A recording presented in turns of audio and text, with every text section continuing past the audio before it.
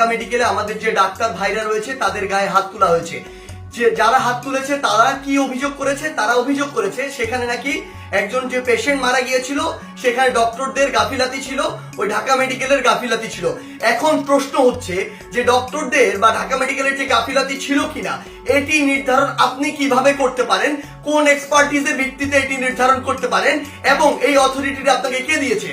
যদি কোনো গাফিলাতি থেকে থাকে, ডক্টরের হোক, প্রশাসনের হোক, কিংবা যে কারো হোক, কিংবা কর্তৃপক্ষের হোক, অবশ্যই তার বিচার হবে।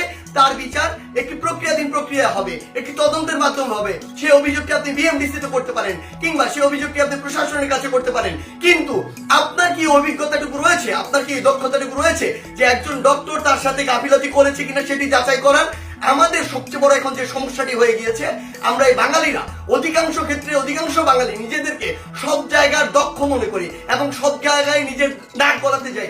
আপনি আমাকে একটি জিনিস বলুন, যে ডাক্তার 5 বছর ধরে এমবিবিএস পাস করলো, 1 বছর ইন্টার্ন করলো, এরপর বছর বছর ধরে বিভিন্ন ডিগ্রি নিল, পড়াশোনা করলো, তিনি একজন পেশেন্টকে যেভাবে ডিল করেন, তিনি পেশেন্টের ভিতরের এবং বাইরের বিষয়গুলো যেভাবে জানেন, যেভাবে ট্রিটমেন্ট করেন, আপনি কিভাবে মনে করেন আপনি সেই পড়াশোনা না করে শুধু বাইরে থেকে দেখে নিজের চোখে যা মনে হলো তা দেখে তাকে একটি নির্দিষ্ট রেজাল্ট দিয়ে দিচ্ছেন, একটি নির্দিষ্ট ব্লেম দিয়ে দিচ্ছেন?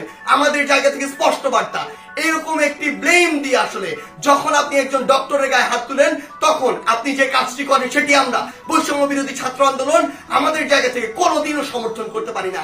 আপনাদের যদি কোনো অভিযোগ থাকে সেই অভিযোগটি আপনি জানাতে পারতেন।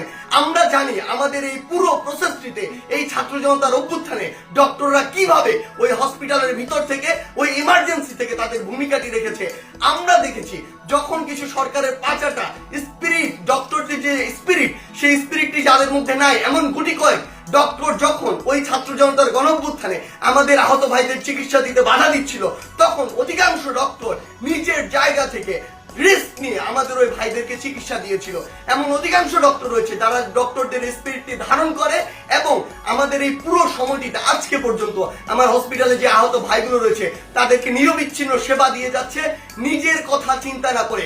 সেই জায়গায় যখন এরকম করে কোনো একজন আমার ডক্টর ভাইয়ের উপর এইভাবে হাতটি তুলে, আমরা এটি কখনো সমর্থন করতে পারি না। আমাদের জায়গা থেকে একদম স্পষ্ট একটি বার্তা, সেটি হচ্ছে যে আমরা প্রশাসনকে, মাননীয় স্বাস্থ্য উপদেষ্টা, ডিজি হেলথ সহ সকলকে একটি বিষয় স্পষ্ট করে বলতে চাই, আমাদের যারা মেডিকেলের ভাইরা রয়েছে, ইন্টার্ন ডক্টররা রয়েছে কিংবা হসপিটালে যে ডক্টর ভাইরা রয়েছে, তাদের সাথে আমরা এই জায়গাটিতে একাত্মতা ঘোষণা করছি। তাদের নিরাপত্তার সর্বোচ্চ ব্যবস্থা করতে হবে। তারা দিন রাত 24 ঘন্টা আমাদের জন্য কাজ করছে, অথচ কেউ একজন চাইলো আর একটা ব্লেম দিয়ে তাদের গায়ে এসে হাত দিয়ে দিল, এটি আমরা আমাদের জায়গা থেকে কখনো মানতে পারি না। আমাদের জায়গা থেকে এটা একটি স্পষ্ট বার্তা হচ্ছে তাদের এই নিরাপত্তার ব্যবস্থাটি করতে হবে। এবং গতকালকে ঢাকা মেডিকেলে যদি ওই পেশেন্টের মৃত্যুর জন্য কোনো কর্তৃপক্ষের হোক, ডক্টর হোক গাফিলাতি থেকে থাকে, তদন্ত সাপেক্ষে তার যেমন বিচারের আওতায় তাকে আনতে হবে।